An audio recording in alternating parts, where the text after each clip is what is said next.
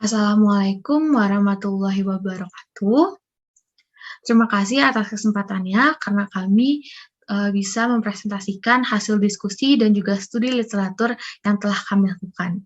Perkenalkan, kami dari kelompok 4, mata kuliah e-business semester 6 D4 Administrasi Bisnis Politeknik Negeri Bandung. Di sini kami akan membahas mengenai content development. Sebelumnya, izinkan saya memperkenalkan diri saya terlebih dahulu. Di sini ada saya dan anggota kelompok saya. Yang pertama ada Dewi Sri Sulastri, lalu yang kedua ada saya sendiri, yaitu Dini Nasya-Amini, lalu yang ketiga ada Puspita Dewi Agustin, lalu yang keempat ada Selvi Nur Afifah. Di sini kami akan membahas mengenai content development, di mana ada beberapa subbab yang akan kami bahas, yaitu yang pertama ada engaging content strategy, lalu yang kedua ada content ideas and type, lalu yang ketiga ada trend analysis, lalu yang keempat ada content theme, content pillar, content plan, and content calendar, lalu yang kelima ada content audience strategy, lalu yang keenam ada copywriting types and technique, lalu yang ketujuh ada target share, dan yang terakhir ada designing content. Untuk selanjutnya akan dipresentasikan oleh rekan saya. Untuk pembahasan yang pertama yaitu engaging content strategy.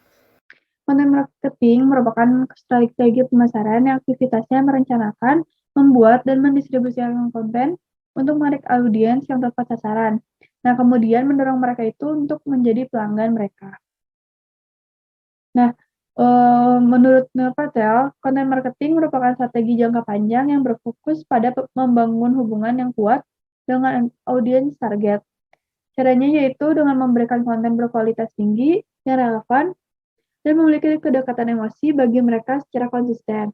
Dengan relasi yang kuat dan kedekatan tersebut, audiens akan membuat keputusan pembelian atas loyalitas mereka yang sudah tercipta pada produk tersebut. Dan mereka juga akan membeli produk tersebut dan lebih memilih daripada opsi dari kompetitor karena kepercayaan yang terbangun, yaitu loyalitas.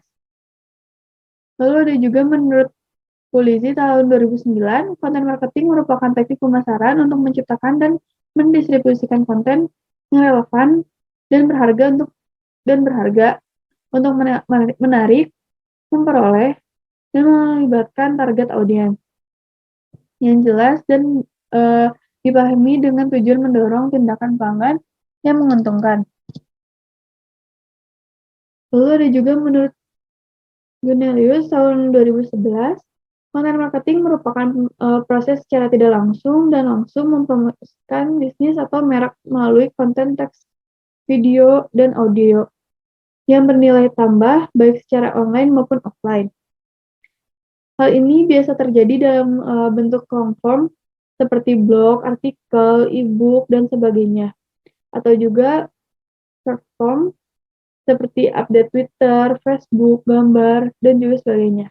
Bentuk percakapan, misalnya kayak sharing konten melalui Twitter atau berpartisipasi dalam diskusi aktif via komentar blog atau melalui forum online.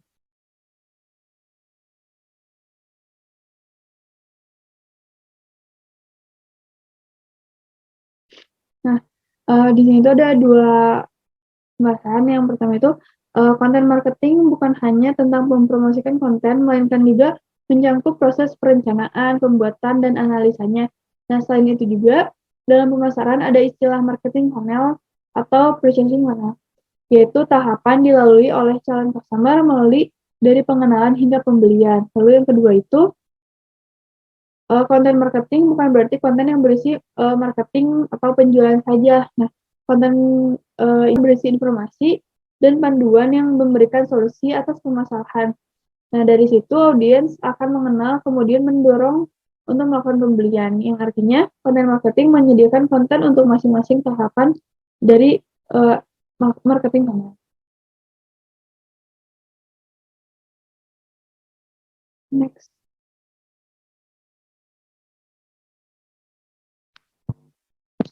Lalu yang selanjutnya itu ada manfaat konten marketing. Nah, kenapa sih bisnis itu memerlukan konten marketing? Nah, yang pertama itu Untuk meningkatkan brand awareness, strategi pemasaran konten menjadi alat berharga untuk memperkuat hubungan pelanggan. Nah, mereka juga akan merasakan hubungan yang lebih dekat dan lebih positif terhadap merek yang membuat konten khusus.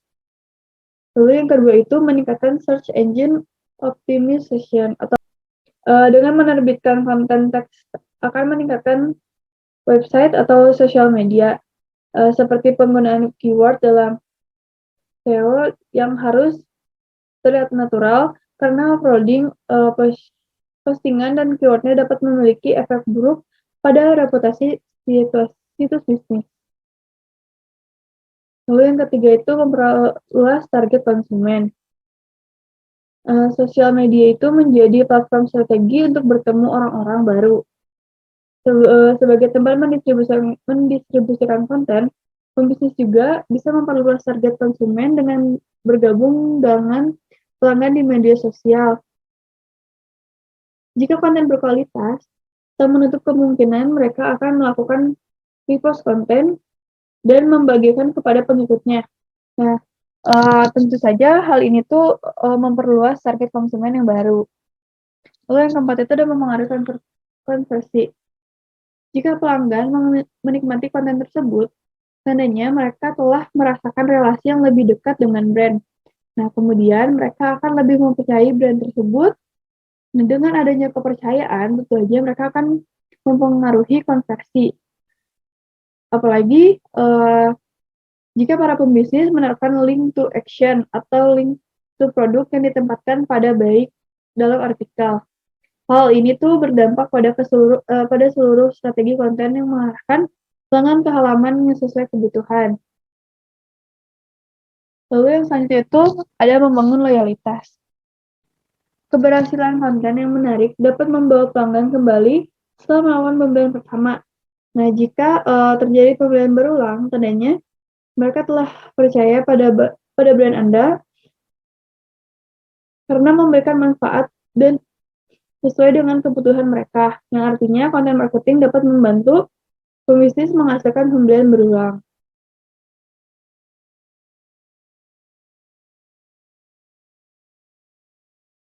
Berikut ini ada cara membuat konten marketing.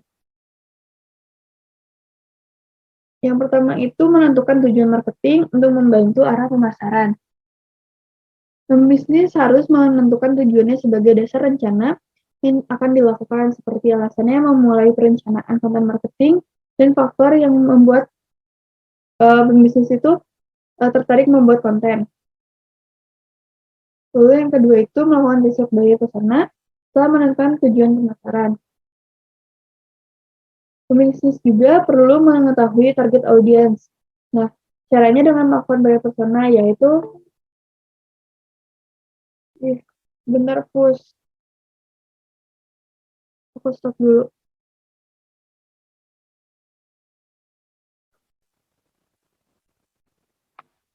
Yang kedua itu melakukan riset buyer persona.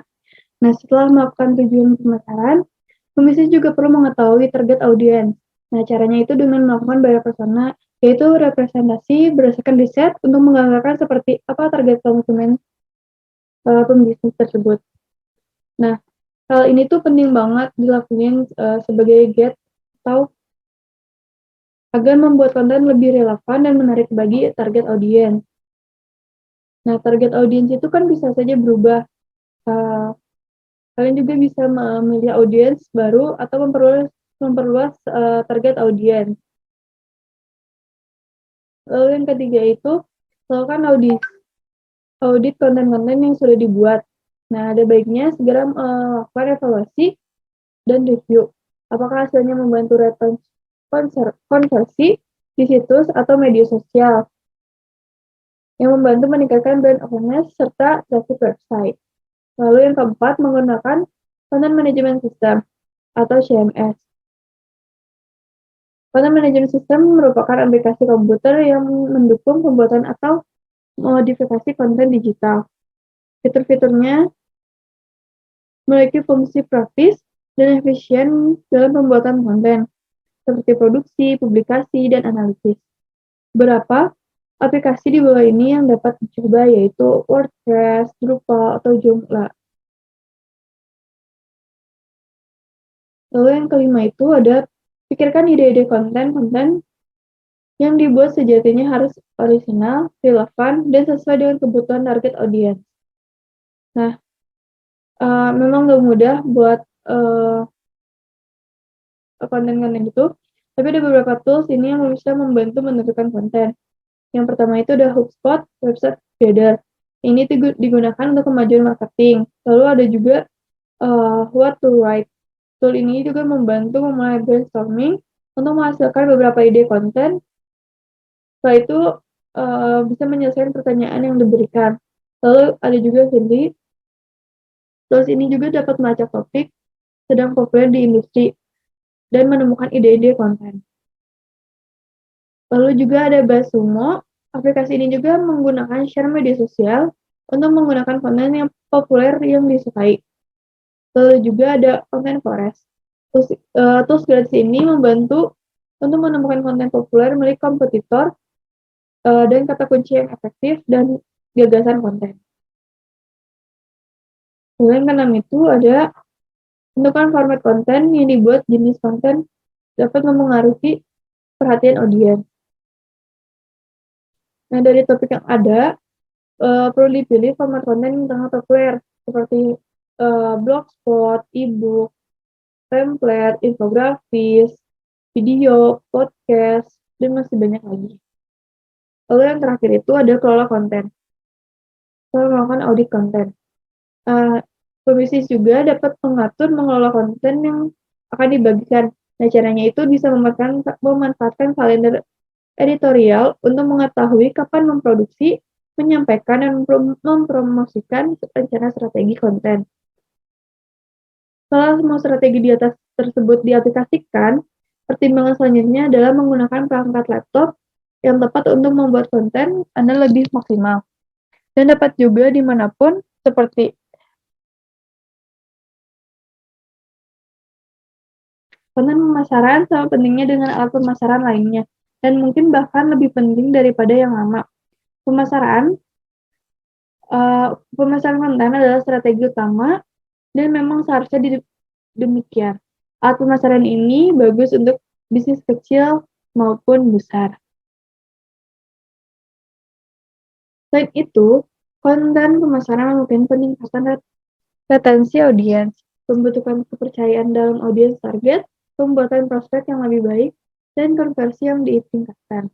Nah, mungkin sulit dilakukan tanpa pengetahuan sebelumnya. Berikut 7 tips ide konten menggunakan WordPress.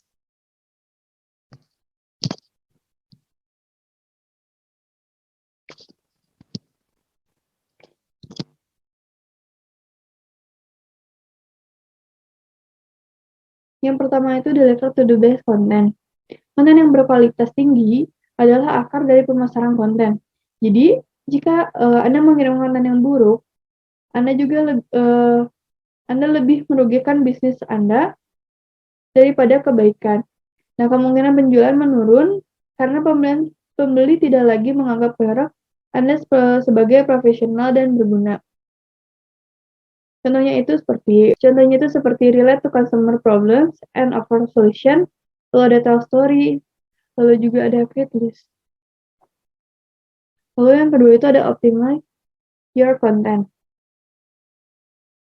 Optimasi konten atau content optimization adalah teknik dalam pembuatan posting blog Anda menjadi ramah menggunakan SEO yang bertujuan untuk memperoleh lebih banyak lalu lintas dan konversi maksimum.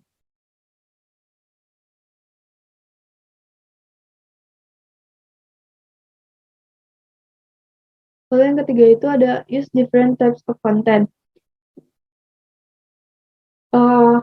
Artikel blog emang sangat bagus untuk pembisnis, tapi kalian juga perlu membuat konten terbaik, yaitu misalnya mencobalah bereksperimen dengan jenis konten lain seperti podcast, video menarik, meme, menggunakan generator meme video, atau infografis. Membuat berbagai jenis konten akan membuat pembaca tetap terlibat dan terlibat. Selain itu, video, audio, dan konten tertulis akan membantu Anda menjangkau berbagai jenis orang, dan ini juga memperbesar kumpulan individu.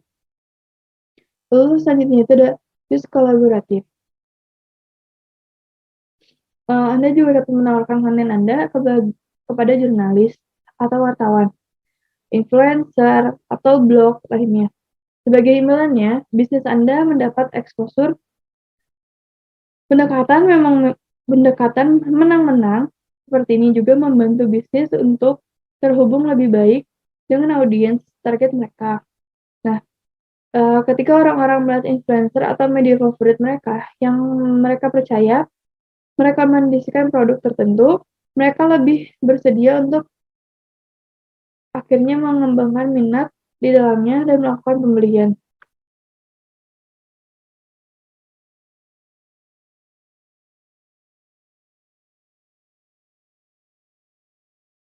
Lalu selanjutnya itu ada use good WordPress theme. Konten ini tuh tidak hanya tentang kata-kata, tapi juga terlihat bagus. Artikel yang terlihat estetik jauh lebih menyenangkan untuk dibaca. Selain itu, tampilan situs Anda adalah bagian dari identitas bisnis.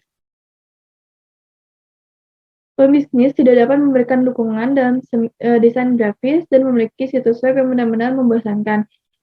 Nah, jadi kalian juga memerlukan tema yang dimuat dengan cepat dan mudah dinavigasi. Faktanya, 40% pelanggan tidak akan menunggu lebih dari 3 detik untuk memuat situs. Jadi, jika pelanggan menyukai artikel pertama Anda dan mereka ingin membaca atau membeli sesuatu dari Anda, pentingnya bagi mereka untuk menemukan apa yang mereka butuhkan dengan mudah. Nah, jika tidak, mereka akan berhenti membaca suatu artikel atau juga mereka tidak akan pernah membeli. Dengan semua tema yang tersedia pada WordPress, mungkin sulit bagi usaha kecil untuk menemukannya. Namun,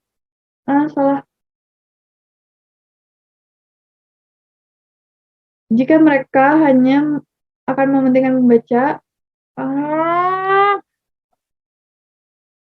namun jika Anda menghabiskan cukup waktu untuk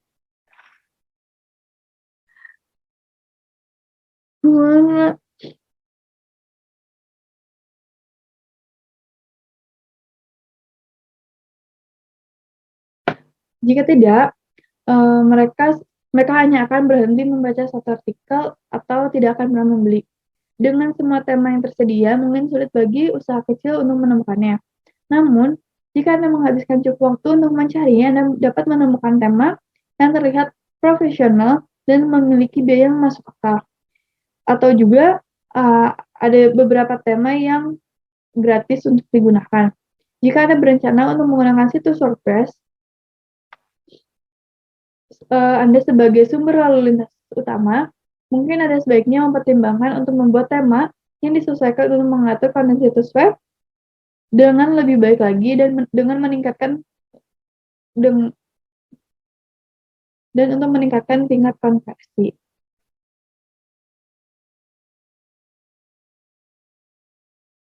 Lalu selanjutnya juga ada be konsisten.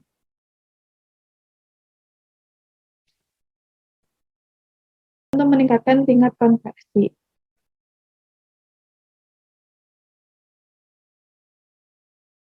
Lalu selanjutnya juga ada be konsisten.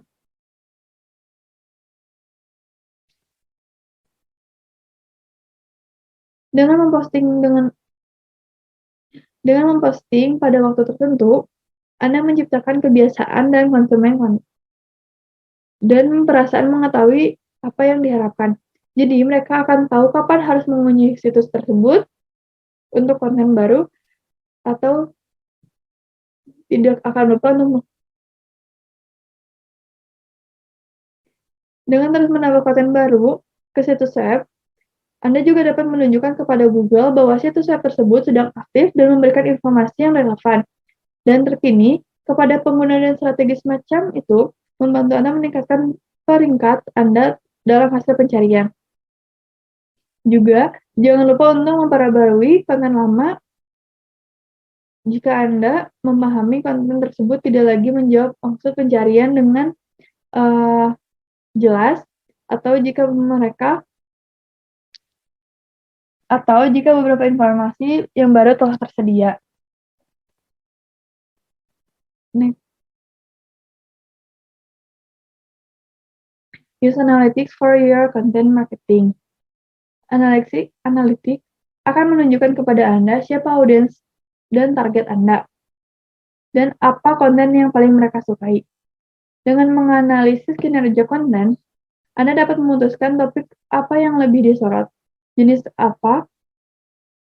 konten apa yang paling viral, dan topik apa yang tidak sepadan dengan usaha Anda.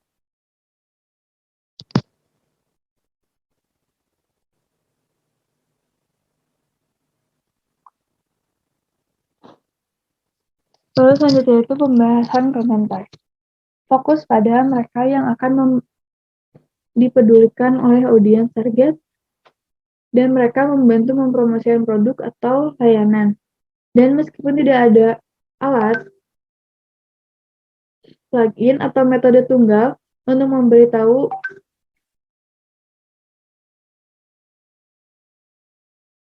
fokus pada mereka yang akan dipedulikan oleh audiens target, mereka akan membantu mempromosikan produk atau layanan Anda.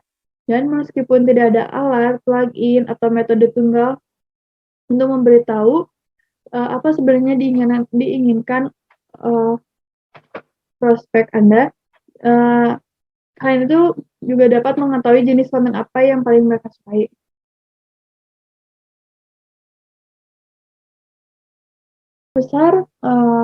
Kalian mengetahui kekuatan landing page untuk bisnis online, baik besar maupun kecil.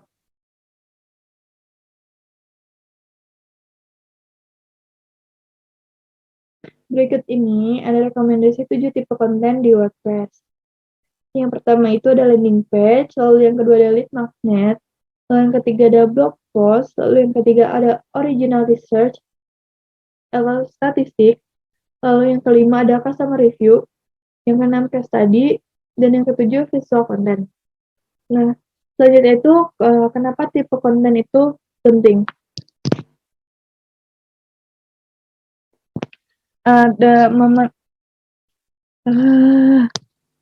Lalu pembahasan selanjutnya itu kenapa tipe konten itu penting. Manfaat menggabungkan berbagai jenis konten ke dalam strategi pemasaran konten ada banyak. Mempertimbangkan 3 keuntungan paling signifikan. Yang pertama itu, content types help scaling.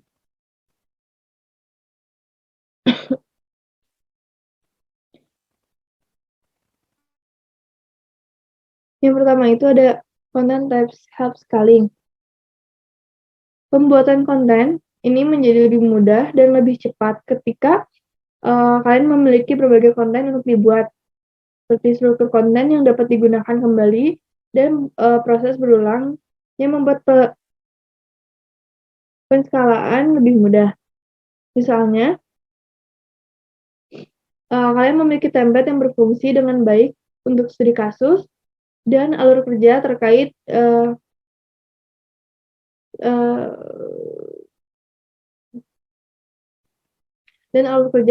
yang sering digunakan tim tersebut.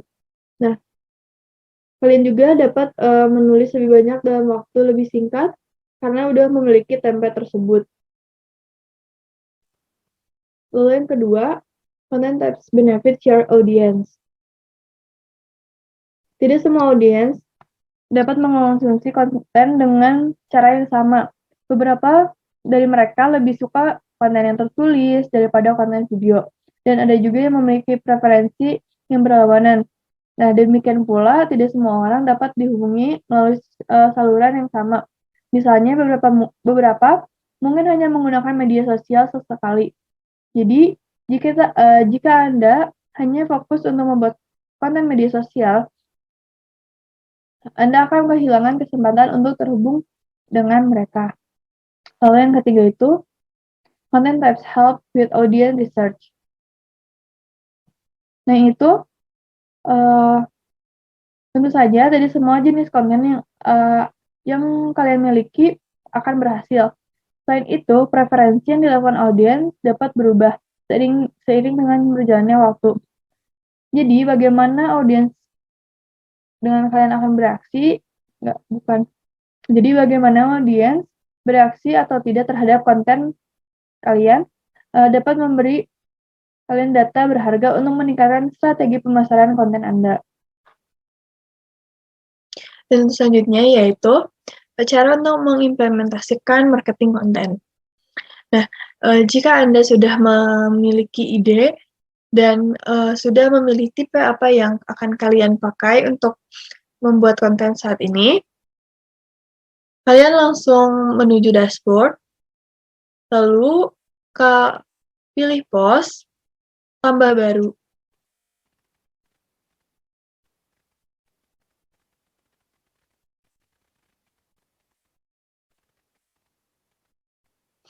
Lalu, kalian siapkan apa konten yang akan kalian masukkan.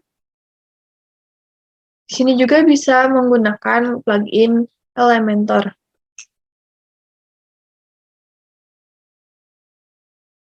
Nah, ini berikut plugin Elementornya.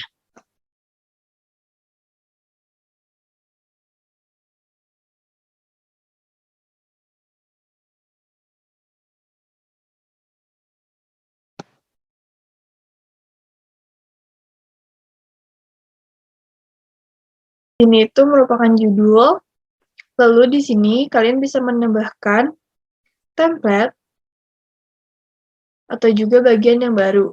Nah, kalian juga bisa memindahkan bagian-bagian yang di sini ke dalam sini, seperti misalnya ditarik ke dalam sini. Nah, seperti ini. Dan di sini kalian juga bisa menambahkan seperti gambar atau tulisan. Lalu juga bisa menambahkan template yang sudah disediakan oleh Elementor. Tinggal kalian sisipkan.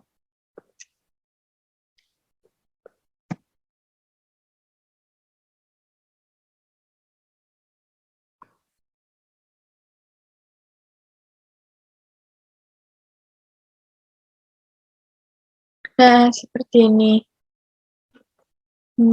Nah, jadi di sini kalian tinggal ubah aja. Di sininya misalnya mau ganti kata-katanya atau juga gambarnya, karena template-nya sudah ada. Dan lebih memudahkan untuk mempunyai konten yang lebih menarik. Nah, lalu jika semua sudah selesai, lalu tinggal terbitkan saja ada di bawah sini.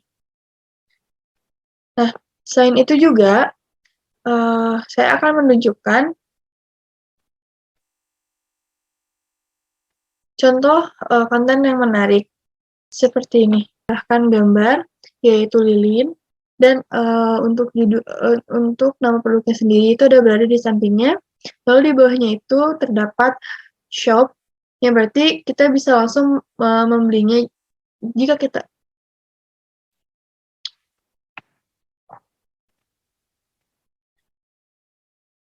pada bagian ini mereka menambahkan gambar lilin dan juga nama produk di samping kanan, dan juga mereka menambahkan fitur seperti ini, yaitu ada tulisan shop, yang berarti jika kita ingin langsung membeli produk tersebut, kita hanya tinggal mengklik tulisan tersebut.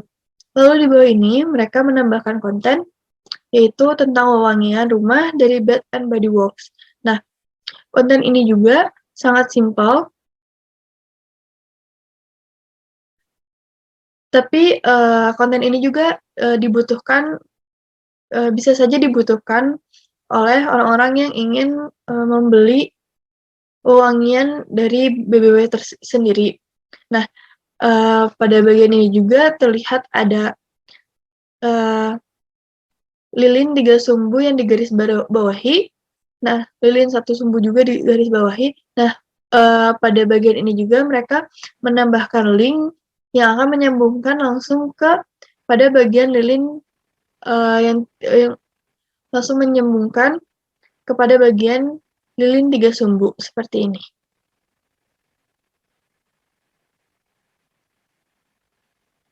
Nah, seperti berikut. Nah, ini juga sama yang lilin 1 sumbu. Lalu juga ada colokan clover, bloom spray, juga sama semuanya. Semuanya itu mereka lakukan agar pembeli tidak susah-susah untuk membuka lagi laman-laman yang lain. Jadi hanya tinggal mengklik garis bawah ini, langsung menuju pada bagian tersebut. Langsung menuju pada bagian tersebut. Dan konten ini dibuat menarik, dan bisa saja para penggemar dan bisa saja para pembeli menjadi tertarik pada website ini karena mereka tidak kesulitan untuk membeli barang apapun dan mereka tidak kesulitan untuk membeli barang apapun karena hanya tinggal mengklik jika ingin membeli lilin tersebut. Nah, sekian dari saya. Selanjutnya akan dijelaskan oleh rekan saya, Puspita. Baik, untuk pembahasan selanjutnya akan langsung dibahas saja oleh saya mengenai trend analisis. Trend analisis merupakan sebuah analisis dengan membandingkan data dari waktu ke waktu untuk melihat hasil yang konsisten atau tren yang sedang booming dalam waktu tertentu. Trend analisis dibutuhkan untuk sebuah website ataupun artikel yang kita buat untuk membuat sejauh mana tren yang kita buat, sejauh mana konten kita itu menyesuaikan tren yang ada pada waktu hari ini ataupun waktu yang akan datang. Nah, pada trend analisis sendiri merupakan analisa tren untuk bagaimana caranya agar jangkauan orang-orang itu bisa dapat menjangkau konten kita atau website kita dengan menggunakan keyword-keywords yang sedang booming. Boleh di next. Nah, ada pula manfaat dari melakukan trend analisis. Yang pertama itu membandingkan konten. Nah, membandingkan konten di sini itu adalah kegiatan di mana kita membandingkan konten yang lama dengan konten yang baru dengan menyesuaikan keywords yang sedang booming pada hari ini ataupun pada waktu-waktu tertentu. Nah, membandingkan konten di sini itu kita dapat melihat performa dari konten kita. Nah, untuk yang kedua, manfaat di sendiri adalah mengukur performa konten. Performa konten di sini kita dapat melihat sejauh mana orang-orang yang menjangkau konten kita untuk melihat kegiatan apa saja yang sedang happening dan juga yang sedang booming. Lalu yang ketiga itu mengukur sejauh mana konten dapat terjangkau orang dalam waktu ke waktu. Nah, untuk manfaat yang ketiga ini kita dapat melihat sejauh mana orang-orang menjangkau konten kita ataupun website kita atau artikel kita tentang apapun analisis nanti yang akan ada. Nah, untuk manfaat yang ketiga ini, kita juga dapat memanfaatkan plugin-plugin yang sudah ada pada WordPress ataupun media-media dan platform yang dapat kita gunakan. Nah, salah satunya yaitu boleh di next. Salah satunya yaitu kita dapat menggunakan platform yang digunakan adalah Google Trends. Nah, Google Trends ini merupakan salah satu tools yang berguna terutama untuk merancang strategi konten dan SEO sebab dapat mempelajari apa yang dapat dicari oleh target audiens sehingga kita dapat membuat konten dengan tepat dan juga mengarahkan traffic ke situs yang sesuai seperti itu. Nah, di sini juga nanti akan saya bahas mengenai pengaplikasian pada Google Trends ini di akhir materi yang sudah saya sampaikan. Boleh di next. Nah, untuk plugin sendiri dapat kita gunakan yang ada di WordPress itu salah satunya adalah Google Sitekit. Nah, Google Sitekit ini itu merupakan plugin WordPress yang memungkinkan pengguna untuk menampilkan data dari tool analytics Google pada dashboard. Nah, Google Sitekit ini juga memiliki beberapa fitur yang dapat membantu kita untuk memudahkan kita dalam melakukan analisis konten yang kita buat sebelumnya. Nah, yang pertama itu ada Search Console. Search Console di sini itu adalah memahami cara Google untuk melakukan penelusuran, menemukan dan menampilkan halaman untuk di Google penelusuran. Lalu yang kedua adalah analytics. Analytics di sini itu adalah menjelajahi bagaimana pengguna menavigasi situs Anda dan melacak kesaran yang telah kita siapkan untuk diselesaikan oleh para pengguna. Lalu yang ketiga adalah AdSense. Nah, AdSense di sini itu adalah melacak berapa banyak situs yang dapat kita hasilkan atau kompensasi yang dapat kita hasilkan dari suatu situs tersebut. Lalu ada pengelola tag dan juga pengoptimalan. Nah, untuk pengelolaan tag tersebut adalah penggunaan kit situs untuk menyediakan pengelola tag dengan mudah. Dan untuk yang pengoptimalan di sini itu adalah penggunaan sitekit untuk memudahkan optimisasi dan pengujian A atau B dari optimisasi tersebut. Boleh di next. Lalu plugin yang dapat kita dapatkan dengan mudah di WordPress itu adalah GA Google Analytics.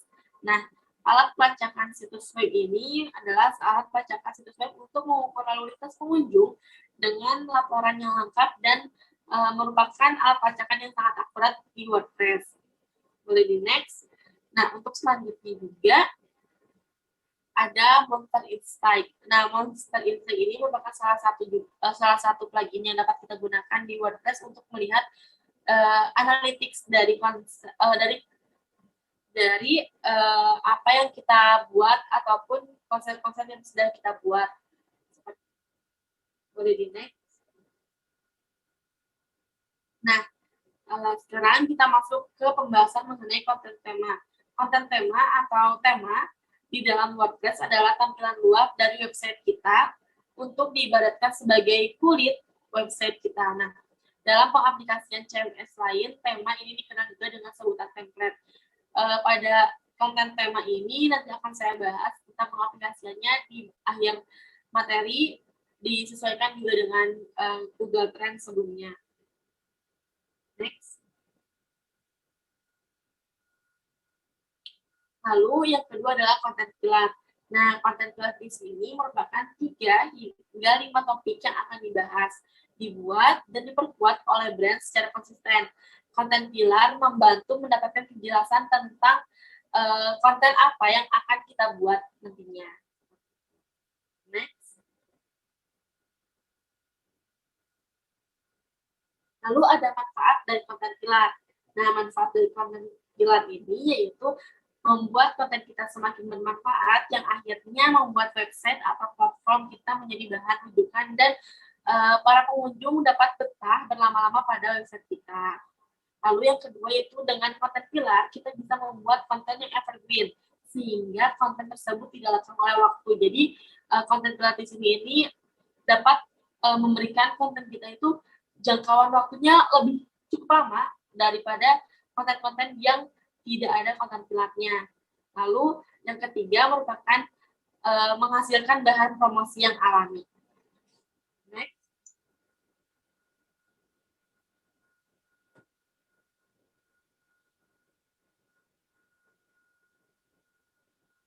Nah, untuk yang selanjutnya merupakan hal yang harus kita perhatikan dalam membuat konten pilar. Yang pertama, harus menyelesaikan masalah atau memberikan jawaban secara komprehensif dan akurat. Jadi dalam pembuatan konten pilar ini tidak sembarang konten kita dapat buat atau kita dapat munculkan di suatu website. Namun harus ada penyelesaian masalah dan juga jawaban yang akurat atas pertanyaan-pertanyaan yang akan muncul pada orang-orang yang datang pada website kita. Lalu yang kedua merupakan harus mengandung nilai-nilai yang dapat mendorong pemahaman tentang produk. Jadi konten pilar di sini ini juga harus mendukung produk-produk yang akan ada nantinya pada website kita. Lalu yang ketiga merupakan kombinasi dari kepercayaan, berguna, dan juga menarik. Tidak hanya memberikan penyelesaian masalah dan juga nilai-nilai, tetapi juga konten pilar ini harus memiliki kepercayaan dan juga menarik serta berguna. Tidak sembarang konten bisa kita up ke website kita, tetapi kita harus memberikan konten-konten yang bermanfaat dan juga berguna untuk orang-orang di luar sana. Boleh next.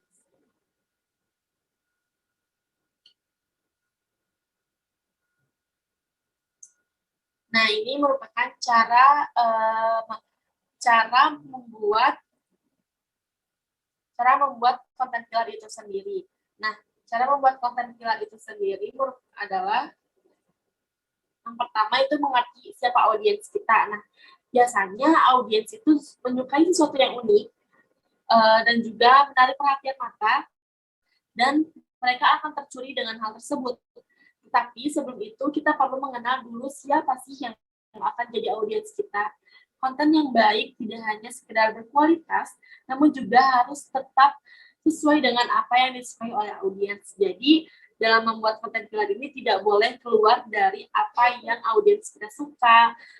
Dan pastinya kita harus membuat analisis terlebih dahulu mengenai audiens kita ini seperti apa sih, dan juga kesukaan audiens kita ini seperti apa, seperti itu. Lalu yang kedua merupakan mengetahui urgensi dan touch point dari audiens. Nah, mengetahui lebih dalam mengenai permasalahan apa yang bisa dihadapi, apa yang mereka harapkan, dan bagaimana cara menyentuh emosi serta logika mereka. Tentunya adalah dengan memunculkan konten-konten yang bermanfaat, konten-konten yang unik, konten-konten yang dapat membangun mereka penasaran untuk mengunjungi website kita untuk melihat konten-konten yang kita up di website kita. Seperti itu. Lalu yang ketiga itu memanfaatkan teknik pancingan. Nah, memanfaatkan teknik pancingan ini yaitu merupakan langkah eksekusi dari cara-cara sebelumnya, yaitu kan cara sebelumnya itu mengetahui tentang siapa audiens kita, mengetahui urgensi dan juga touch point-nya seperti apa. Nah, ada beberapa poin yang bisa kita gunakan untuk menarik perhatian seperti apa sih teknik pancing ini gitu. Nah, yang pertama itu gunakan pancingan yang dapat merangsang audiens untuk membaca lebih jauh. Pastinya membuat apa yang audiens ini penasaran dan juga sesuatu yang menarik perhatian dari audiens. Lalu padukan dengan konsep storytelling, dan hal ini merupakan cara untuk menunjukkan sisi dari humanis.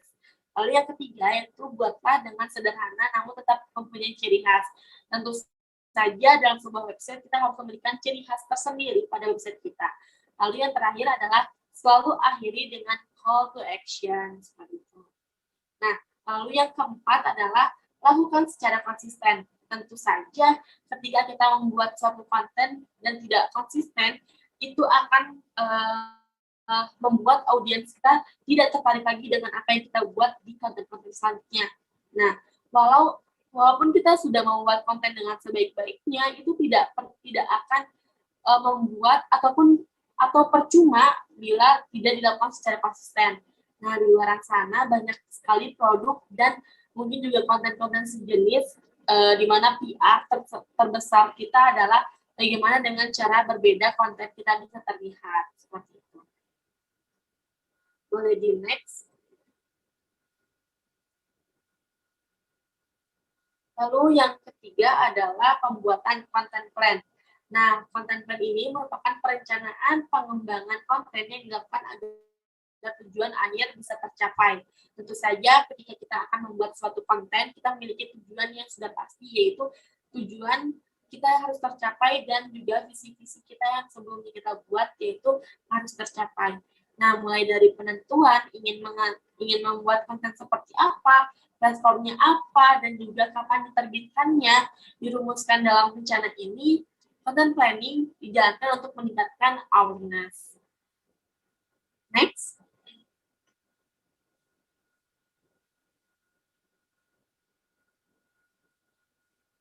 Manfaat dari membuat content plan itu sendiri yaitu yang pertama, dapat memungkinkan untuk tetap konsisten menerbitkan artikel atau posting sesuai jadwal.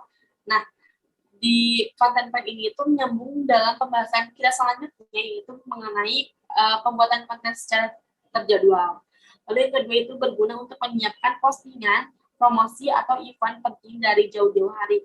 Jadi ketika waktunya tiba, atau misalkan kita akan membuat konten mengenai Hari Ibu. Nah, kita akan buat dulu kontennya seperti apa, platformnya di apa, dan juga tanggal dipublishnya kapan. Nah, ini akan memudahkan kita ketika kita akan membuat konten seperti itu ketika kita akan mempublishnya. Lalu yang ketiga itu bisa merapikan jadwal penerbitan artikel dengan mudah. Nah, dengan konten kayak gini juga kita udah pasti tahu apa yang membuat kebutuhan kita untuk kapan dipublishnya. Lalu yang terakhir yaitu dibandingkan dengan CMS lain, tentunya WordPress memiliki banyak sekali fitur tentang penjadwalan penerbitan konten yang lebih baik. Next.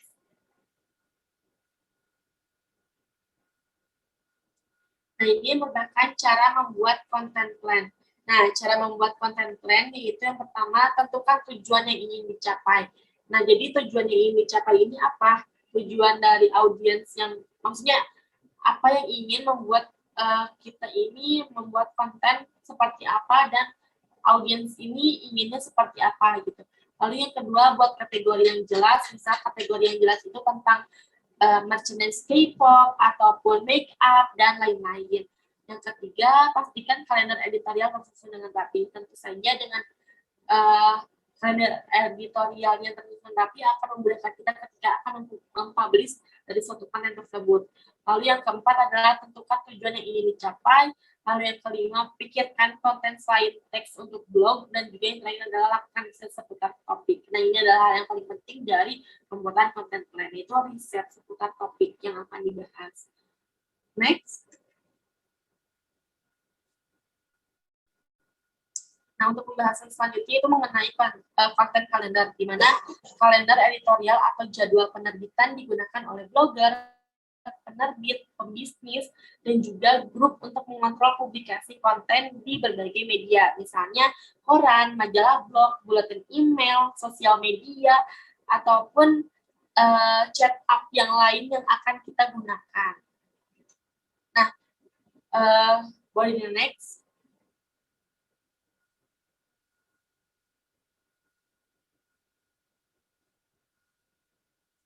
Ada pula manfaat dari pembuatan konten kalender ini. Yaitu yang pertama, menghemat waktu, karena ketika pembuatan konten yang sudah ditentukan waktunya kapan, itu kita pastinya akan menghemat waktu, karena kita tidak perlu lagi mengedit konten tersebut pada hari tersebut, ataupun mempublish konten tersebut di hari tersebut. Jadi kita dapat membuat konten itu dan juga menentukan tanggal publishnya kapan. Jadi waktunya akan lebih ringkas dan juga pastinya menghemat waktu.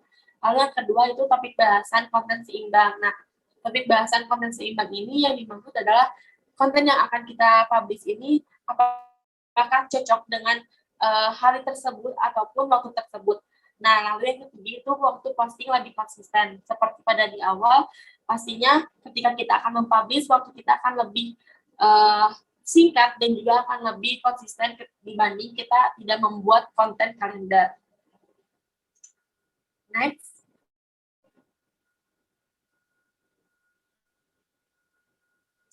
Nah, ini juga ada cara pembuatan konten kalender. Yang pertama, tentunya pahami calon konsumen. Nah, konten marketing ataupun konten-konten berkualitas bisa diciptakan berdasarkan audiens konten tersebut. Lalu yang kedua merupakan berikan penanda pada hari-hari besar. Saat membuat konten kalender, pastikan kita memperhatikan hari-hari besar. Hari-hari besar tersebut tak hanya hari libur nasional ataupun hari perayaan, namun juga bisa mempublikasikan konten berdasarkan hari-hari besar dalam bisnis kita. Misalnya, launching produk baru ataupun grand opening dan lain-lain. Lalu yang ketiga itu tentukan pilar untuk konten kalender. Pilar konten adalah dasar atau topik utama konten dan memiliki beberapa jenis konten pilar seperti tips, pembahasan tentang bisnis, maupun membahas hal-hal yang sedang hype, dan juga konten pilar akan membantu kita menganalisis performa dari konten kita. Lalu yang keempat adalah periksa kembali konten yang akan diposting. Setelah membuat konten kalender, pastikan kita memeriksa kembali hal wajib yang kita harus hindari dalam pembuatan atau kesalahan penulisan. Biasanya yang paling banyak ini adalah kesalahan penulisan akan membuat audiens kita melakukan bisnis yang kita tawarkan. Lalu yang terakhir merupakan tentukan jadwal posting konten. Saat memilih waktu yang tepat untuk menentukan jadwal posting, pastikan kita memperhatikan tingkat keaktifan followers. Selain itu juga kita harus memperhatikan jumlah total postingan pesaing ataupun kompetitor dalam waktu seminggu atau 1 bulan. Nah, hal tersebut dapat kita jadikan sebagai referensi. Nah, untuk selanjutnya kita akan masuk saja ke langkah-langkah pembuatan konten kalender, konten tema, dan juga Google Trends tersebut.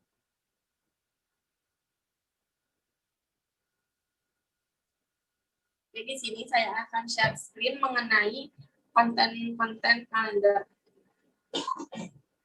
Kalau Selfie boleh dimatiin aja share screen-nya.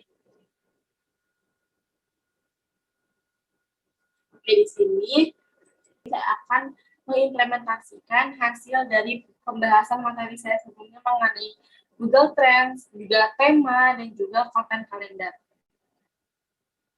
Jadi saya akan share screen-nya.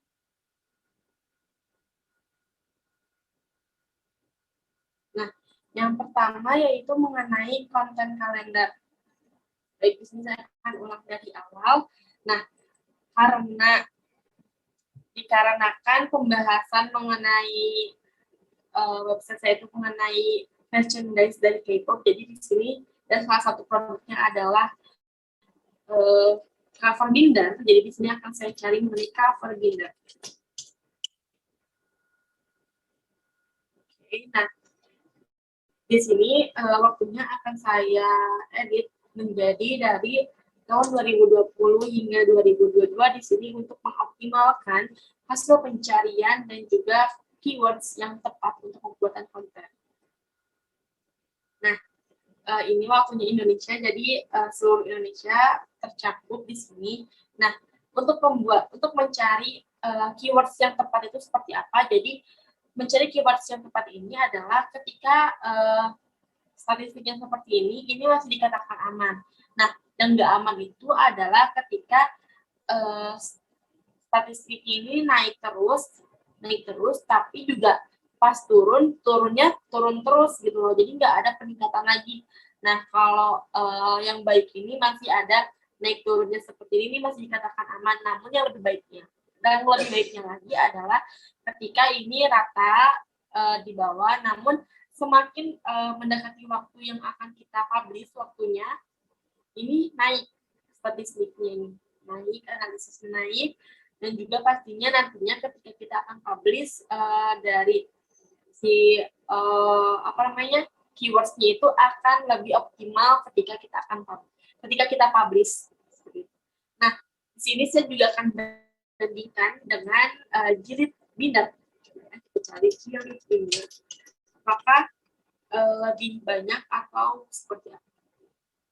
Nah, ternyata hasilnya itu adalah tetap hasil cover binder yang lebih banyak dicari orang-orang dan menjadi keywords yang akan tepat ketika kita menggunakan keywords cover binder sebagai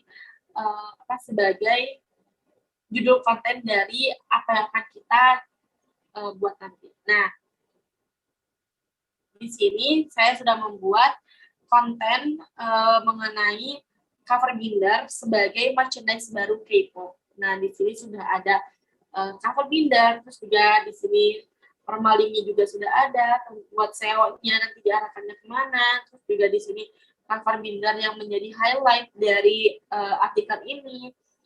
Nah, untuk yang lain-lainnya juga sudah kita masukkan. Nah, ini tuh nyambung ke pembahasan mengenai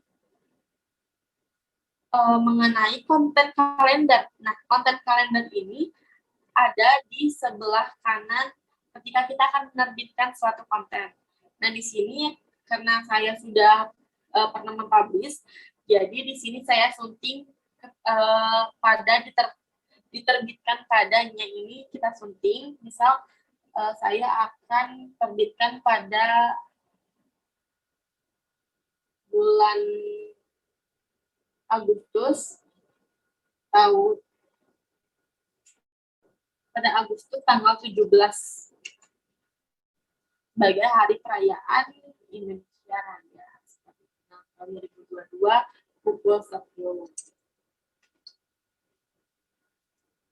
Nah, ini langsung saja klik perbarui seperti itu. Nah, nanti juga akan langsung terpublish dengan sendirinya pada tanggal 17 Agustus tahun 2002 pukul 10.00 waktu Indonesia bagian Barat. Nah, ini masih login ya, jadi kita tunggu dulu. Oke, ini sudah diperbarui. Nah, biasanya ketika kita misalnya kita belum punya kontennya buat dipublish di sini itu langsung ada terbitkan pada.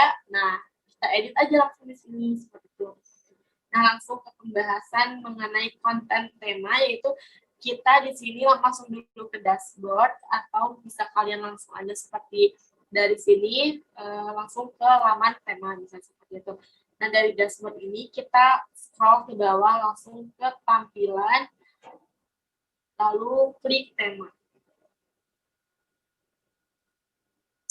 Nah, di sini ada banyak sekali tema, ataupun kalian bisa juga tambah baru, atau ingin menambahkan tema yang baru. Nah, di sini karena sudah ada beberapa tema yang sudah saya aktifkan dan juga saya pakai, nah di sini saya sesuaikan menggunakan tema Wostify untuk mensupport website bisnis saya atau website toko online saya. Nah, pada tampilan konten atau konten tema ini, kalian bisa menyesuaikan header-nya, warnanya, terus juga layout-nya seperti apa, dan lain-lain. Mungkin ini juga sudah pernah kita bahas atau pernah kita implementasikan pada semester sebelumnya mengenai konten tema ini. Jadi mungkin sekian presentasi tentang pembahasan tren terus juga sama konten tem dan lain-lainnya. Untuk pembahasan selanjutnya akan saya berikan kepada rekan saya, yaitu Dina Syamini. Presentasikan oleh rekan saya.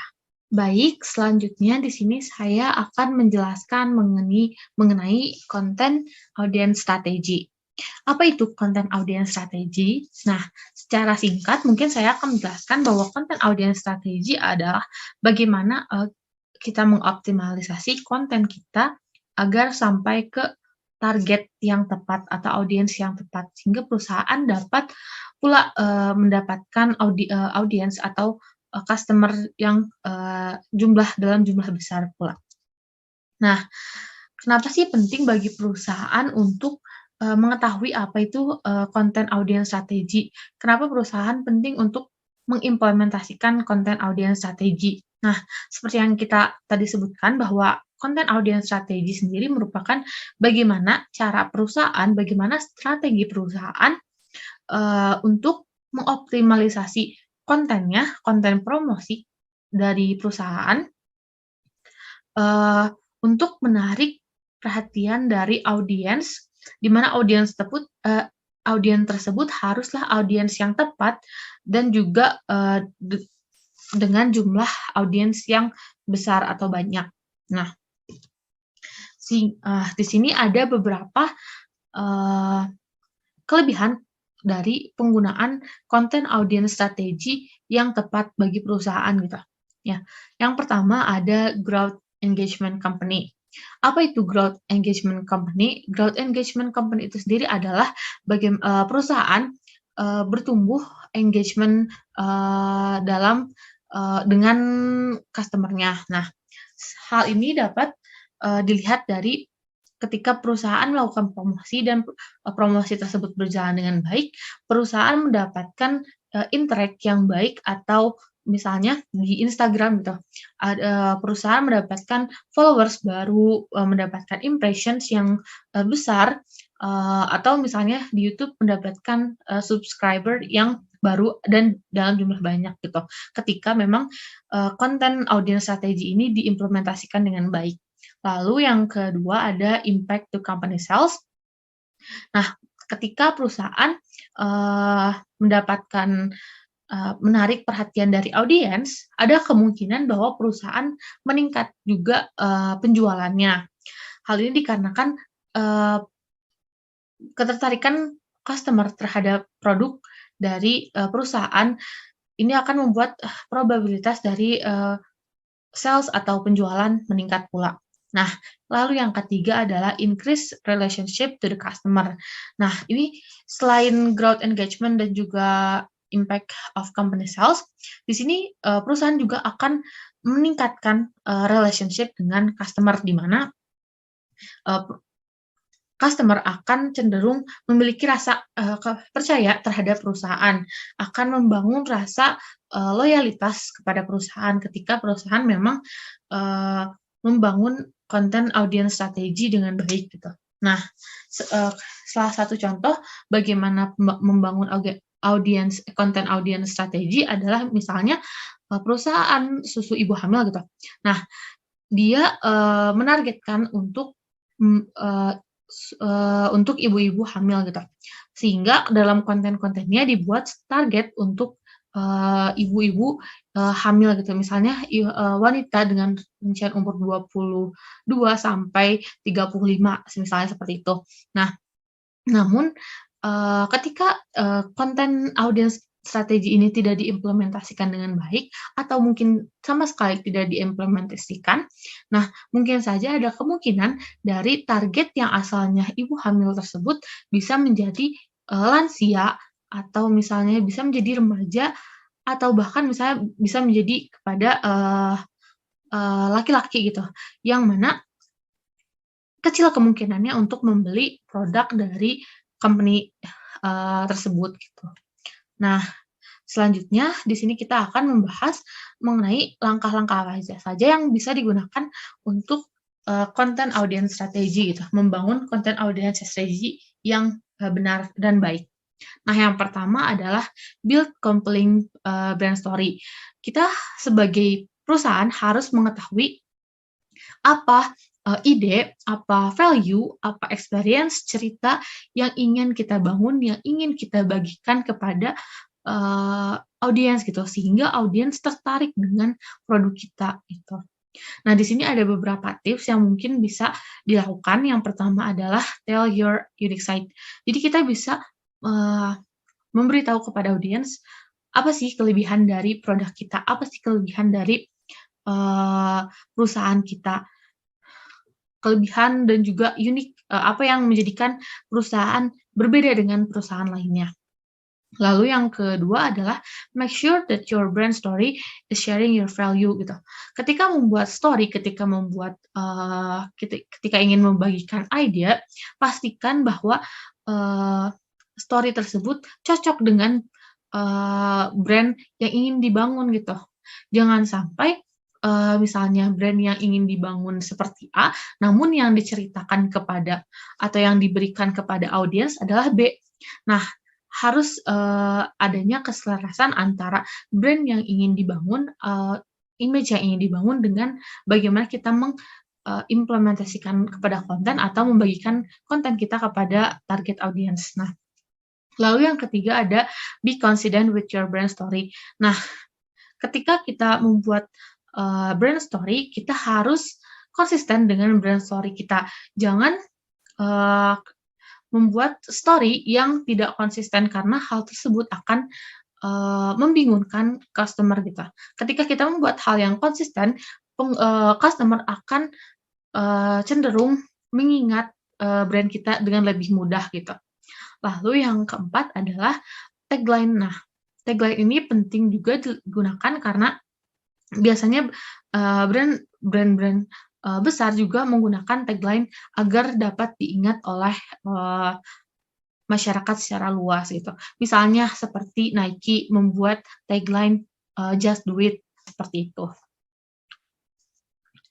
Nah, lalu hal selanjutnya yang perlu dilakukan oleh perusahaan agar konten audience strategi dapat berjalan dengan baik adalah yang pertama adalah mengetahui target audience.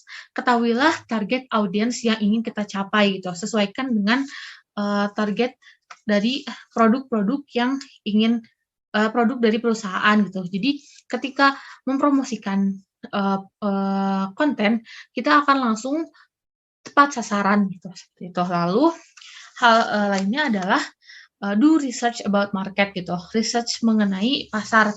Bagaimana pasar, apakah pasar tersebut bisa kita capai, misalnya nih, kita ingin membuat konten di Twitter. Nah, apakah konten di Twitter itu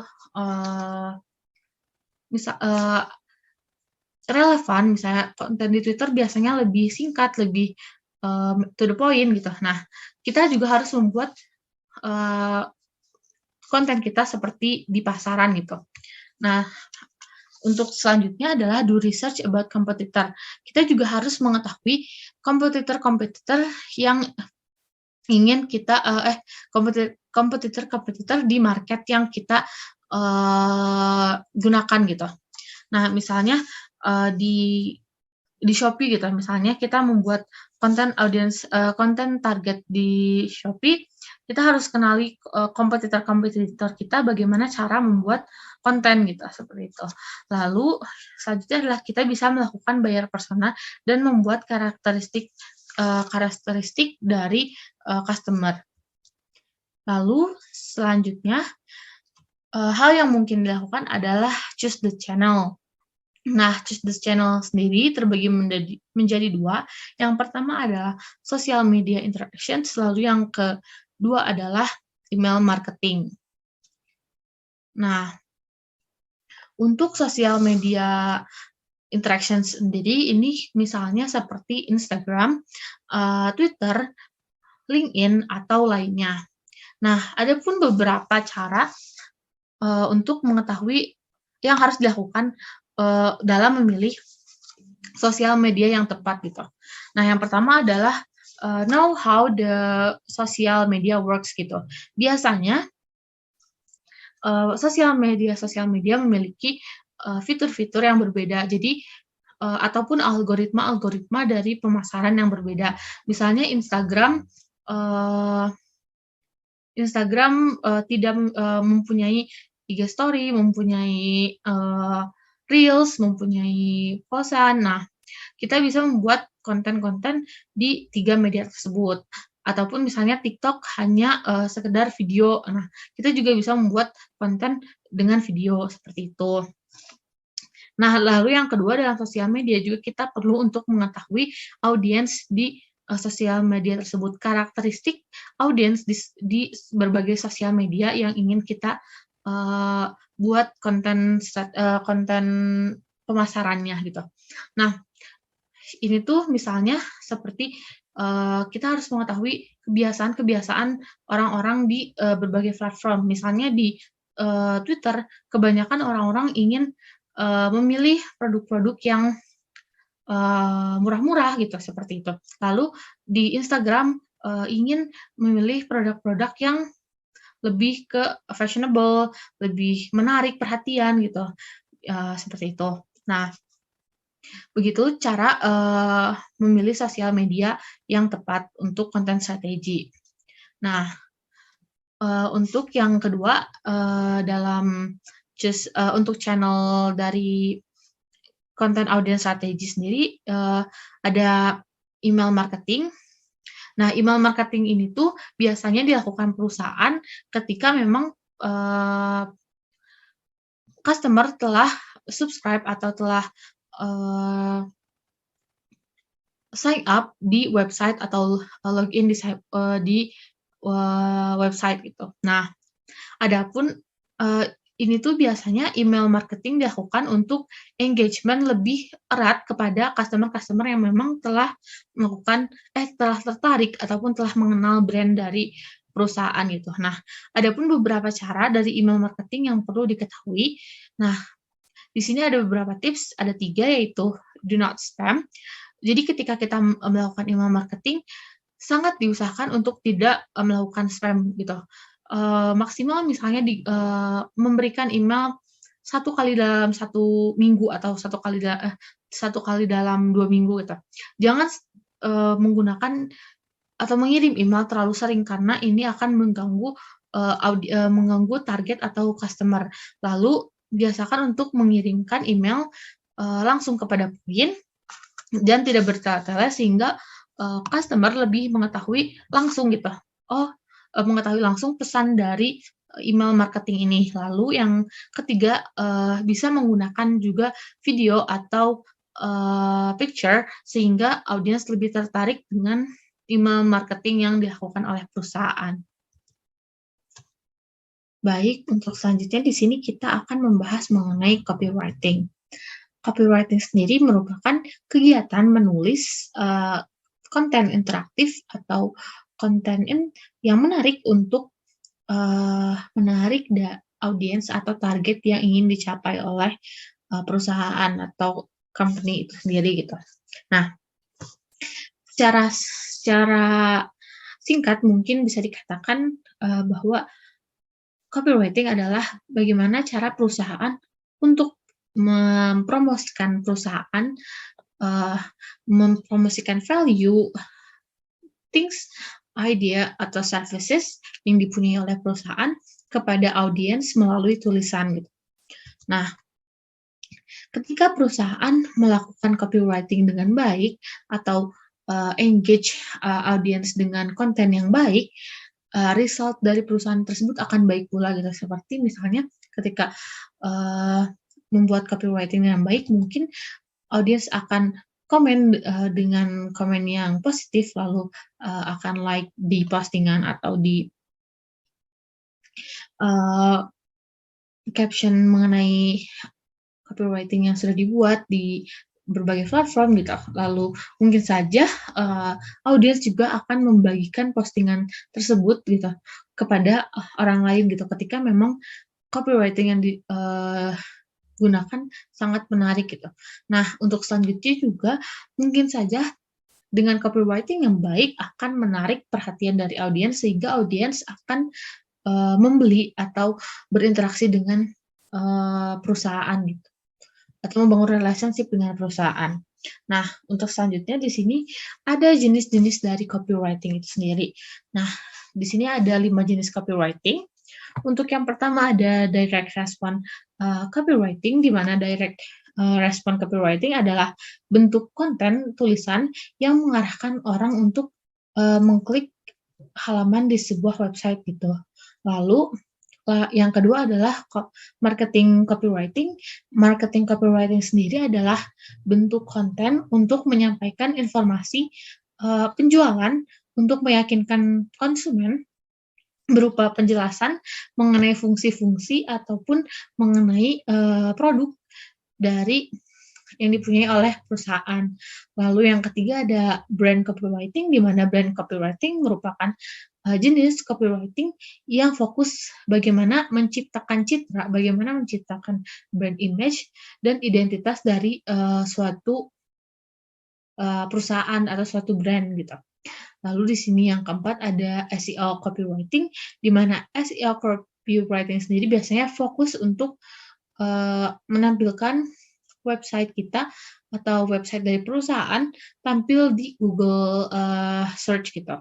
Nah, di mana biasanya dengan SEO copywriting sendiri akan menarik konsumen dari Google gitu. Nah, lalu yang kelima atau yang terakhir adalah technical copywriting, di mana technical copywriting sendiri biasanya lebih berfokus untuk memberikan pengetahuan mengenai cara kerja suatu alat atau suatu teknologi ataupun layanan gitu. Misalnya cara penggunaan aplikasi, produk kecantikan, atau lainnya. Nah, untuk selanjutnya, copywriting sendiri adalah membuat tulisan. Nah, di sini ada beberapa bagian bagaimana cara menulis gitu, bagaimana cara menulis copywriting gitu. Nah, di sini terbagi menjadi 3 bagian. Yang pertama ada opening, ada body content, dan juga closing. Nah, untuk opening sendiri, biasanya opening dibuat untuk menarik perhatian dari audiens. Bagaimana perusahaan harus membuat pelanggan atau customer atau audiens tertarik dengan artikel ataupun konten yang dibuat gitu. Perusahaan harus bisa menarik perhatian dari audiens itu sendiri. Lalu yang kedua adalah code opening yang dibuat harus relevan dengan audiens atau seperti misalnya dengan membuat konten yang sesuai dengan target gitu. Misalnya kita ingin menargetkan misalnya kita membuat produk kecantikan, di mana kita menargetkan wanita gitu dari remaja hingga dewasa. Kita membuat opening yang mengenai produk kecantikan gitu. Nah, itu adalah salah satu audience relevance, atau misalnya kita membuat artikel mengenai cara-cara merawat diri gitu. Nah, itu merupakan salah satu opening yang baik. Nah, ketika tidak dilakukan dengan baik, itu akan berakibat pada menarikan dari konten writing itu sendiri. Nah, selain itu juga dalam opening biasanya harus ada preview roadmap gitu. Jadi ada sedikit preview mengenai apa yang ingin dibicarakan dalam konten ini gitu, secara singkat. Lalu yang kedua, ada bagian kedua atau bagian tengah yang mendominasi, itu biasanya 85% konten ada di body content. Nah, biasanya body content tuh berisi fakta, idea, atau informasi-informasi yang dibutuhkan oleh audiens gitu.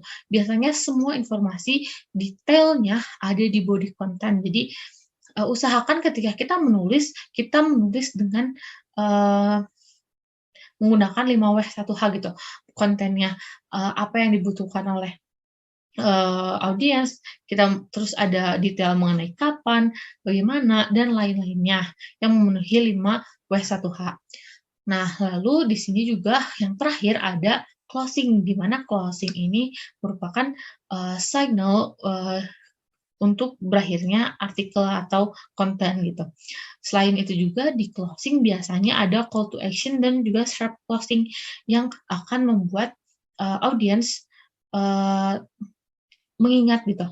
Oh, mengingat konten dari copywriting yang telah dibuat gitu. Call to action itu biasanya lebih mengarah kepada mengajak, dan sharp closing itu biasanya menekankan kepada kesan terakhir bagi konsumen gitu, bagi target atau audiens. Nah, lalu di sini ada beberapa tips untuk menulis copywriting. Yang pertama adalah make sure that your content in line with your brand image. Pastikan bahwa konten yang dibuat itu sejalan dengan brand image gitu. Jangan ketika kita mempunyai brand image A, konten yang dibuat kita malah konten B gitu, yang tidak mendukung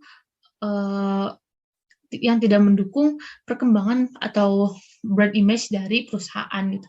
Lalu yang kedua ada show your unique side, bagaimana kita mendeskripsikan keunikan dari produk kita, keunikan dari perusahaan, keunikan atau perbedaan kita dari orang lain gitu. Lalu yang ketiga ada observe the audience dan trend. Nah, sebagai copywriter kita juga harus bisa mengobservasi atau research mengenai audiens yang ingin kita tuju. Apa sih karakter audiens itu? Lalu yang menjadi tren dari audiens itu seperti apa sekarang ini. Jadi kita bisa menyesuaikan konten yang kita buat dengan tren dan juga audiens yang ingin kita raih. Lalu yang keempat ada sneak into the customer mind. Ketika kita menjadi copywriters atau kita ingin menulis copywriting, nah kita harus memposisikan diri sebagai customer. Kita harus mengetahui apa sih yang diperlukan oleh customer, deskripsi seperti apa yang ingin diperlukan oleh customer, headline seperti apa yang menarik bagi customer gitu. Lalu di sini juga bisa menggunakan power words. Nah, untuk selanjutnya yang keenam ada sell benefit, di mana selain mengemukakan unique side dari perusahaan, kita juga harus mengemukakan mengenai benefit dari perusahaan kita yang mungkin didapatkan oleh customer gitu. Karena customer biasanya cenderung ingin mendapatkan keuntungan gitu, seperti win-win solutions gitu. Jadi kita harus menarik perhatian customer dengan memberikan benefit-benefit gitu. Atau memperlihatkan keunggulan-keunggulan yang bisa didapatkan oleh customer gitu. Lalu ada observe the media and the audience media, seperti apa yang disebutkan dalam konten audience strategy, di mana kita harus research mengenai media yang ingin kita gunakan, channel yang ingin kita gunakan, dan bagaimana audiens dalam media tersebut bekerja, karakteristiknya bagaimana. Misalnya di Instagram, lagi traffic high-nya jam berapa nih, kayak gitu. Lalu lanjut dengan specific what you deliver. Jadi ketika kita menulis copywriting, biasakan untuk tidak terlalu bertele-tele dan langsung kepada inti dari permasalahan, karena audiens biasanya lebih suka untuk informasi yang terlihat secara langsung dibandingkan dengan informasi yang tersirat, karena ini bukan sebuah novel gitu. Lalu buatlah audiens mempercayai Anda gitu. Gimana caranya untuk membuat audiens percaya? Nah, kita bisa membuat konten-konten yang menarik dan juga berkualitas, ataupun kita bisa menunjukkan kompetensi kita gitu. Lalu yang terakhir adalah fokus on headline. Nah, biasanya audiens itu tertarik dengan sebuah konten itu berasal dari headline-nya gitu. Kalau headline-nya menarik, biasanya customer atau audiens cenderung membaca hingga ke bawah konten gitu. Namun ketika dari headline-nya saja sudah tidak menarik, audiens akan cenderung malas untuk membaca hingga bawah gitu. Jadi kita harus fokus kepada headline, bagaimana kita membuat headline yang baik dan menarik perhatian gitu. Karena percuma ketika kita punya body opening dan juga closing yang bagus, yang berkualitas, tapi kita nggak punya headline yang menarik gitu. Nah, untuk headline yang menarik sendiri biasanya menggunakan cara case atau keep it short, di mana kita membuat itu pendek namun memberikan kesan kepada audiens. Selanjutnya di sini saya akan menjelaskan salah satu contoh dari penulisan copywriting yang baik dan juga benar. Nah, untuk salah satu contoh di sini saya mengambil dari website Starbucks yang mengenai collect star bagi ataupun rewards bagi pengguna Starbucks card gitu. Nah, di sini seperti yang tadi disebutkan bahwa kita sendiri mempunyai 3 bagian, ada opening, ada body content, dan juga ada closing gitu. Nah, di sini bisa dilihat bahwa Starbucks membuat headline dan juga opening yang sangat menarik gitu. Collect star every time you visit gitu. Jadi ini headline collect star every time you visit membuat orang-orang bertanya-tanya gitu. Apa sih maksud dari collect star itu? Ini tuh apa sih gitu. Nah, itu tuh menarik perhatian dari audiens dan itu merupakan headline yang menarik. Dan headline yang digunakan pun masih tergolong pendek dan mudah diingat. Gitu. Lalu ini untuk openingnya sendiri bisa dilihat bahwa openingnya memberikan kesan yang bagus gitu, menarik perhatian gitu. Nih lalu di sana juga ada penjelasan roadmap kemana artikel ini akan berjalan gitu. Di sini dijelaskan bahwa ini menjelaskan mengenai member Starbucks reward. Lalu selanjutnya untuk bagian yang kedua di sini ada body content. Untuk body contentnya sendiri di sini hingga ke bawah. Nah, ke sini. Di sini memuat fakta-fakta, memuat idea, informasi yang dibutuhkan oleh audiens gitu. Nah, dan ini mencakup 85%, kurang lebih 85% dari konten. Lalu yang terakhir ada closing, di mana closing itu ada call to action dan juga sharp closing nih. Untuk call to action-nya sendiri ada di sini ada unlock all Starbucks rewards benefit once you register, dan untuk closing-nya sendiri adalah lihat semua keuntungan yang bisa kamu nikmati. Seperti itu.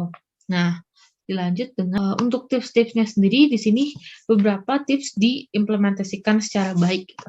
Nah, seperti ini implementasi pertama mengenai keserasian antara brand image dan juga artikel, di mana di sini seperti yang kita tahu bahwa Starbucks merupakan perusahaan yang loyal kepada pelanggannya. Di sini ditampilkan bahwa Starbucks memberikan reward sehingga menampilkan bahwa Starbucks tuh royal kepada audiens atau kepada customer-nya gitu. Lalu di sini juga ada show unique set dari Starbucks di mana ada Starbucks member dan itu merupakan salah satu keunikan dari Starbucks. Nah, lalu ada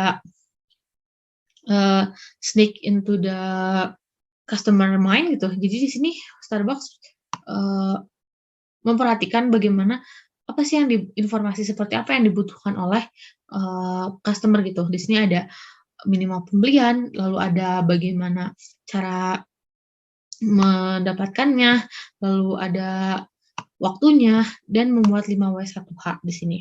Lalu ada sell benefit, di mana di sini dijelaskan bahwa pelanggan mendapatkan benefit-benefit dari member Starbucks Reward ini gitu. Lalu dan yang terakhir adalah di sini Starbucks langsung specific to the point, sangat informatif dan juga singkat nih. Baik, mungkin sekian dari subbab copywriting, bisa dilanjutkan ke. Baik, terima kasih. Perkenalkan, nama saya Dewi Sri Sulastri. Selanjutnya saya akan menyampaikan materi mengenai target share atau pangsa yang ditargetkan. Sebelum masuk ke penjelasan bagaimana cara membuat targeted share, kami akan membahas terlebih dahulu apa manfaat dari melakukan target share ini. Target share akan membantu kita untuk membuat produk yang sesuai dengan kebutuhan calon pembeli dan memasarkan produk sesuai dengan kebiasaan mereka.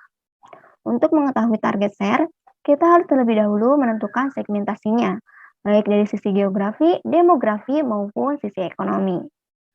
Ada berbagai macam alasan mengapa target share ini penting untuk dimiliki semua pebisnis. Antara lain yang pertama, supaya lebih mudah membuat strategi pemasarannya. Sebagai contoh, ketika kita akan menjual produk kosmetik, tentu target pasar kita adalah para wanita. Maka dari itu, ketika kita akan memasarkan produk tersebut, maka kita pun harus menyesuaikannya dengan target pasar. Misalnya, kita memberikan informasi atau edukasi mengenai pentingnya membeli produk kosmetik yang aman bagi kulit. Kemudian, manfaat yang kedua itu mengantisipasi adanya persaingan. Kemudian yang ketiga, dapat mengambil peluang pasar yang lebih luas. Di mana dengan pangsa pasar yang ditargetkan, maka kita pun akan memperoleh peluang yang lebih besar, sehingga pasar yang kita sasar pun akan semakin luas. Dan yang terakhir itu adalah riset membantu identifikasi pasar yang tepat. Jadi target share ini sebagai suatu riset untuk membantu pebisnis dalam mengidentifikasi pasar yang tepat. Selanjutnya, kita akan masuk ke tutorial, di mana kita dapat mempelajari audiens dengan tools yang namanya itu Google Analytics. Untuk langkah pertama, search Google Analytics di Google dengan cara ketik Google Analytics pada kolom pencarian Google seperti ini, kemudian di enter. Setelah itu diklik di bagian yang Google Analytics. Kemudian tunggu. Setelah itu kita masuk ke laman Google Analytics ini. Kemudian klik Start Measuring. Setelah itu buat akun Google Analytics. Pada akun name isi dengan data yang ingin kalian isi. Misalnya di sini saya mencoba untuk mengisi nama bisnis.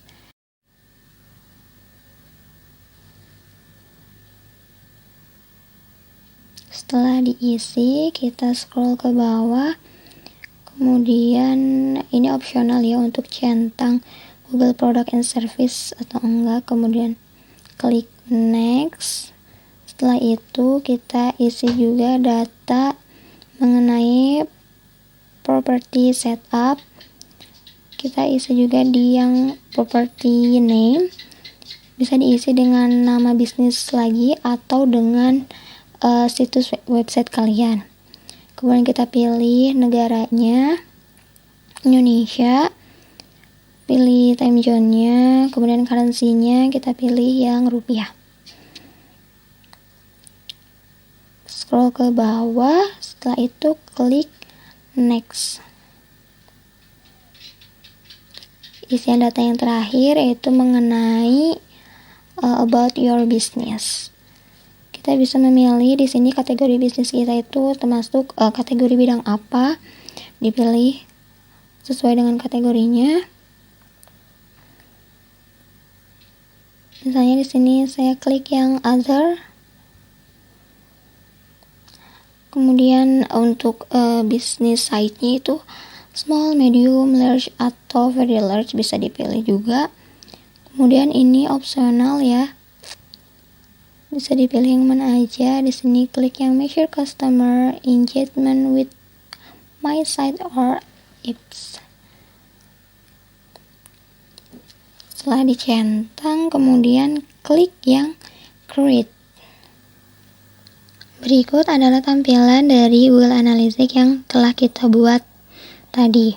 Cara untuk mendapatkan tracking ID, tinggal klik property setting.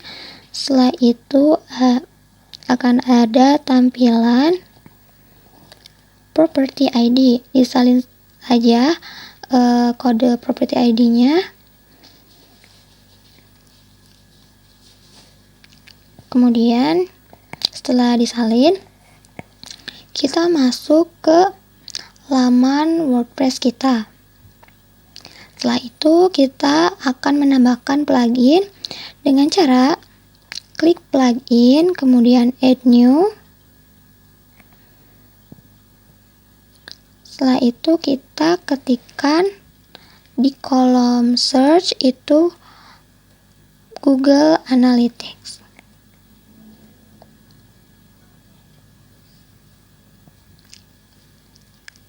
Kemudian kita install.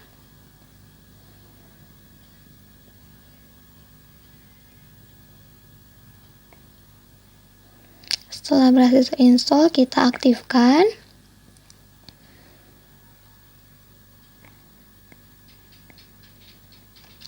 Kemudian setelah pluginnya aktif, kita masuk ke menu setting yang di Google Analytics itu. Kemudian kita pastekan, kita tempel kode tracking ID yang telah kita salin.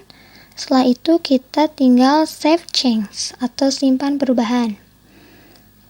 Pada langkah ini, sekarang kalian itu sudah bisa berhasil untuk memasang Google Analytics di website kalian. Kemudian dari Google Analytics ini kita dapat memperoleh informasi, dan informasi tersebut terdapat pada menu laporan atau report. Selanjutnya masuk ke menu demografik. Di menu ini kita bisa mengetahui siapa saja yang mengunjungi website kita, kemudian dari mana saja mereka berasal. Nah, ini ada user by country, jadi kita bisa mengetahui pengguna-pengguna mana saja yang mengunjungi website kita berdasarkan negaranya. Kemudian juga berdasarkan city atau kota. Kemudian ada user by gender atau jenis kelamin. Selain itu ada juga berdasarkan interestnya. Dan juga ada data-data user berdasarkan umur dan berdasarkan bahasanya. Jadi dengan mempelajari tools ini, kita akan mendapatkan informasi mengenai traffic dari website kita beserta data umum dari pengunjung seperti jenis kelamin, umur, interest atau ketertarikan, dan masih banyak lagi informasi yang dapat kita dapatkan dari Google Analytics ini. Kemudian datanya itu dapat berguna bagi kita di saat kita itu akan menentukan target konsumen kita. Untuk selanjutnya yaitu mengenai content design. Apa itu content design? Content design adalah sebuah layanan yang diperuntukkan bagi kita yang sudah memiliki ide konten, namun belum memiliki tim desain untuk mewujudkan tampilan desain konten yang kita harapkan. Layanan ini juga menyediakan perencanaan konten serta penjadwalan konten untuk memberikan kemudahan bagi kita dalam mengurus konten desain yang dapat kita gunakan untuk postingan sosial media bisnis kita. Tujuan menggunakan konten desain antara lain, yang pertama itu meningkatkan brand awareness. Kemudian yang kedua itu ada meningkatkan traffic. Dengan membuat desain konten yang terlihat profesional, maka dapat membawa traffic yang tinggi. Kemudian manfaat selanjutnya yaitu ada lebih fokus, di mana terdapat fitur-fitur yang menjadikan desain yang kita buat itu terlihat lebih mewah dan juga profesional. Ada beberapa alat untuk mendesain konten seperti Canva, Adobe, dan masih banyak lagi. Untuk saat ini, kami akan menjelaskan mengenai salah satu desain konten yaitu Canva. Canva ini merupakan sebuah tools untuk desain grafis yang menjembatani penggunanya agar dapat dengan mudah merancang berbagai jenis desain kreatif secara online. Nah, selanjutnya kita akan membahas mengenai bagaimana cara menggunakan Canva untuk kebutuhan desain kita, seperti desain sosial media di Instagram, Facebook, maupun lainnya. Langsung aja kita ke tutorialnya. Pertama-tama, kita ketikkan Canva pada kolom pencarian Google seperti ini. Kemudian di enter. Setelah itu kita klik yang canva.com. Kita tunggu. Nah, di sini tuh ada option masuk dan daftar. Pertama-tama, jika kalian belum memiliki akun Canva, klik yang daftar. Untuk daftarnya kita bisa continue with Google. Kemudian kita masukkan email dan juga password akun Google yang akan kita daftarkan untuk mendaftar Canva. Setelah itu kita akan langsung masuk ke laman Canva seperti ini. Kemudian akan ada pop-up untuk memilih kebutuhan kita, di mana kebutuhan kita mendaftar Canva itu untuk apa, misalkan untuk small business atau teacher atau sebagainya. Saya memilih yang small business, kemudian bakal ada create a theme, namun ini bisa nanti kita klik yang maybe later. Nah, berikut adalah tampilan Canva, di mana terdapat beberapa template, ada social media, personal, business, marketing, education, dan juga trending. Kemudian untuk featuresnya itu ada foto, icon, print product, kemudian explore dan juga download. Kemudian learn-nya ini sebagai tutorialnya. Sekarang kita masuk ke bagaimana cara kita mendesain di Canva. Pertama-tama kita pilih terlebih dahulu template-nya. Misalnya kita ingin mendesain Instagram post, kita klik yang Instagram post ini. Kemudian tunggu hingga loading. Kemudian kita pilih template yang emang kita inginkan. Di sini tuh tersedia banyak sekali template yang bisa kita pilih. Dan ini tuh terbagi dua, di mana ada yang pro yaitu untuk Canva yang berbayar dan juga tampilan atau template yang gratis. Kita pilih, nah misalkan kita pilih yang salah satu template yang ini, kita klik aja templatenya. Setelah itu kita klik yang customize this template. Berikut adalah template yang barusan kita klik. Di sini dalam kotak ungu itu merupakan informasi bagaimana kita menggunakan Canva, seperti bagaimana cara menambahkan teks, kemudian cara mengupload image atau gambar, kemudian juga cara membagikan template ini ke berbagai sosial media. Nah, berikut kita akan mencoba untuk mengedit template ini. Hapus foto dengan klik icon tempat sampah seperti yang ada di luar atas. Kemudian kita pilih upload untuk mengupload gambar. Kemudian kita bisa drag gambarnya.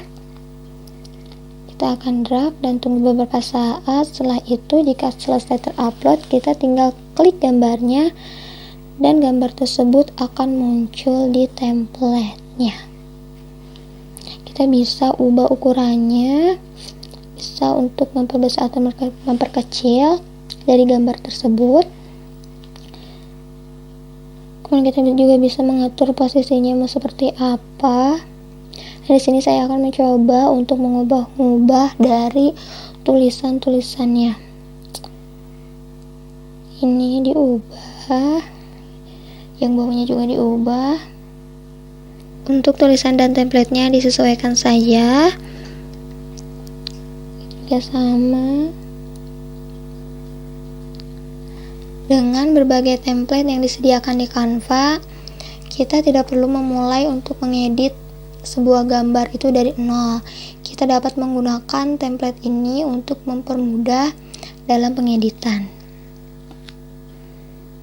Ya, ini bisa kita geser-geser seperti ini. Kemudian berikut adalah cara mengubah warna latar di template Canva ini dengan cara klik latarnya, kemudian klik yang warna. Kita bisa klik warnanya seperti ini, ada hijau, banyak sekali warna. Selain itu, kita juga bisa customize warnanya dengan cara klik pensil, kemudian tentukan icon mana atau gambar mana atau warna apa yang akan kita gunakan. Nah, langsung terubah seperti ini. Selain mengubah warna dari backgroundnya, kita juga bisa menambahkan elemen-elemen seperti lingkaran atau bentuk-bentuk lainnya. Caranya dengan klik elemen, kemudian kita search, misalnya kita mau circle. Nah, tinggal kita klik gambarnya. Setelah itu kita atur gambarnya mau ditaruh di sebelah mana. Seperti ini. Kemudian kita juga bisa mengubah warnanya seperti cara yang tadi mengubah background.